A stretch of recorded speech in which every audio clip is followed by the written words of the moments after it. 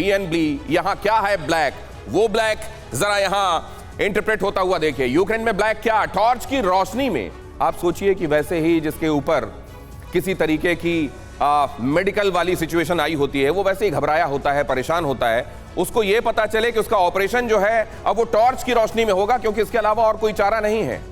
सोचिए क्या गुजरेगी उस पर जिसका ऑपरेशन हो रहा है, और कैसे करेगा वो ऑपरेशन जिसको टॉर्च की रोशनी में ऑपरेशन करना पड़ रहा है। टॉर्च की रोशनी में ऑपरेशन होगा तो WHO ने इस सिनेरियो को देखते हुए कहा है कि अगर ये स्थिति है तो लाखों लोगों की जाने का अंदेशा है। कड़ाके की ठंड में मर रहे हैं लोग। अगर ये स्थिति है यूक्रेन की, तो क्या यूक्रेन को असल में सॉवरेनिटी और वहां की डेमोक्रेसी के नाम पर ज़ेलेंस्की जिस राह में आगे लेकर जा रहे हैं उसको कैसे देखा जाना चाहिए, यह भी समझने की कोशिश करेंगे हम कि इसमें यह कहा जा रहा है कि एक्चुअली टेररिस्ट है रशिया। क्या इस स्मार्टफोन के युग में भी ये फोटो स्टूडियो बना के साल में 30 लाख कमा रहे हैं? आपको भी ये कमाना है, उनसे सीखना है तो फ्रीडम ऐप को अभी डाउनलोड कीजिए। इसके बाद ये वाकई एक बड़ी ऑब्वियस सी बात है जो यूक्रेन कह रहा है, या ये अतिशयोक्ति है? अतिशयोक्ति है तो क्यों? हमारे मेहमान आपको बताएंगे। 60% पावर इंफ्रास्ट्रक्चर बर्बाद है, अंधेरे में 1 करोड़ परिवार रहने के लिए मजबूर है, और पावर कट से 50% आबादी प्रभावित है, और ये दुनिया के सामने एक नजीर भी बन रही है। क्यों बन रही है? क्यों मैं ऐसा कह रहा हूं कि दुनिया में आने वाले दिनों के लिए एक मिसाल बनेगी और इसके रेफरेंसेस होंगे आने वाले दिनों में, यह भी मैं आपको बताऊंगा।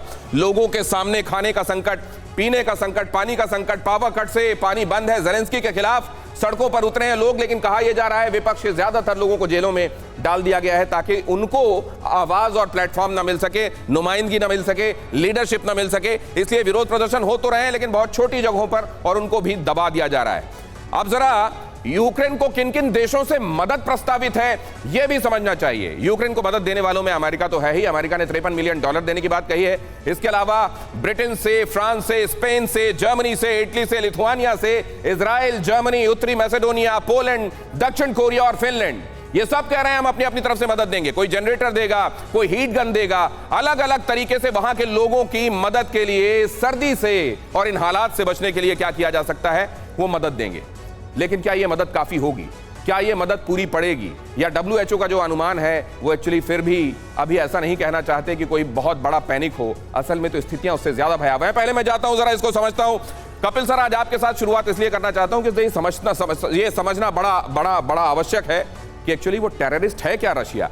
वाकई नागरिकों के जीवन प्रभावित हो रहे हैं, अगर मासूमों के जीवन प्रभावित हो रहे हैं, वो जिनका मिलिट्री से ताल्लुक नहीं है उनके जीवन प्रभावित हो रहे हैं, तो फिर टेररिस्ट कहा ही जाएगा ऐसे देश को।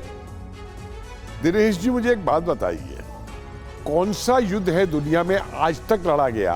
ये वो महाभारत का युद्ध तो है नहीं कि शाम को 7 बजे लड़ाई बंद हो जाएगी और सिविलियन इलाकों से दूर जाके कुरुक्षेत्र में लड़ा जाएगा। मुझे एक दुनिया का युद्ध बता दीजिए जिसके अंदर सिविलियन कैजुअल्टी ना हो। और यहाँ पे पर्टिकुलरली, जबकि ज़ेलेंस्की क्या है, खुद कह चुका है कि हमारा तो हर सिविलियन सोल्जर है, ठीक है। अब अमेरिका और इनका रूस को टेररिस्ट कहना कि सिविलियन मर रहे हैं, मुझे बताओ अमेरिकियों भाई, तुमने वियतनाम में क्या किया था? वहां कोई सिविलियन नहीं मारा था, तब तुम टेररिस्ट नहीं थे। अगर यही क्राइटेरिया है तो तुमने वहां पे हिरोशिमा और नागासाकी के अंदर जिन सिविलियंस को मारा था तब तुम टेररिस्ट नहीं थे। इराक के अंदर जो तुमने किया झूठा इल्जाम लगा करके, वो कहाँ है बायोलॉजिकल वेपन, वो कहाँ है न्यूक्लियर वेपन, जो आज तुम ईरान के भी पीछे पड़े रहते हो।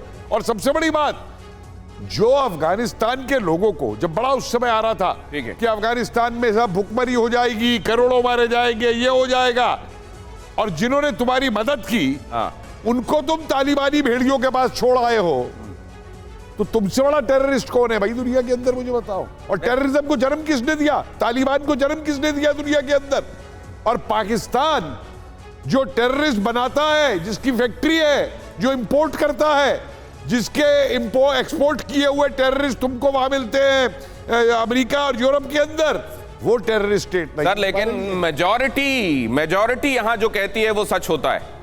ये इस दुनिया का दस्तूर है। तो मेजॉरिटी ऑफ द कंट्रीज और पावरफुल कंट्रीज, एफ्लुएंट कंट्रीज किसके साथ खड़ी हुई हैं और किसको सही बता रही हैं, ये भी आपको देखना होगा। ये जो फैक्ट्स आप बता रहे हैं उसकी रोशनी में ये भी समझना होगा कि फिर क्या होगा उन कन्वेंशंस का, जिनेवा कन्वेंशन का। क्या वहां से रोशनी लेकर ही उसी को रेफरेंस में रखकर ही ये बातें कही जाती हैं? इस स्मार्टफोन के युग में भी ये फोटो स्टूडियो बना के साल में 30 लाख कमा रहे हैं। आपको भी ये कमाना है, उनसे सीखना है तो फ्रीडम ऐप को अभी डाउनलोड कीजिए।